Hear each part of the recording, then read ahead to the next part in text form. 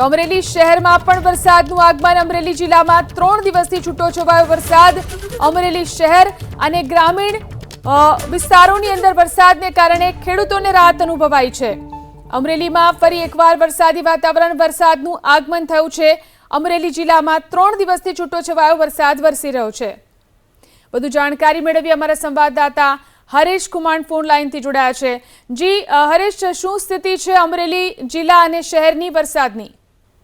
બિલકુલ, જે પ્રમાણે શરૂઆતનો પ્રથમ વરસાદ જ અમરેલીમાં ખૂબ સારો એવો થયો હતો અને ખેડૂતોને જે આશાઓ હતી સારા વરસાદની તે પ્રમાણે સારો વરસાદ વરસ્યો હતો, પરંતુ થોડા દિવસના વિરામ બાદ છેલ્લા 3 દિવસથી અમરેલી જિલ્લાના ગ્રામ્ય વિસ્તારોમાં, છૂટાછવાયા વિસ્તારમાં ક્યાંક ધીમી ધારે વરસાદ તો ક્યાંક વરસાદી ઝાપટા પડી રહ્યા છે। ત્યારે અમરેલી શહેરમાં આજે સવારથી અસહ્ય ગરમી અને ઉકળાટ બાદ ધીમી ધારે વરસાદ શરૂ થયો છે।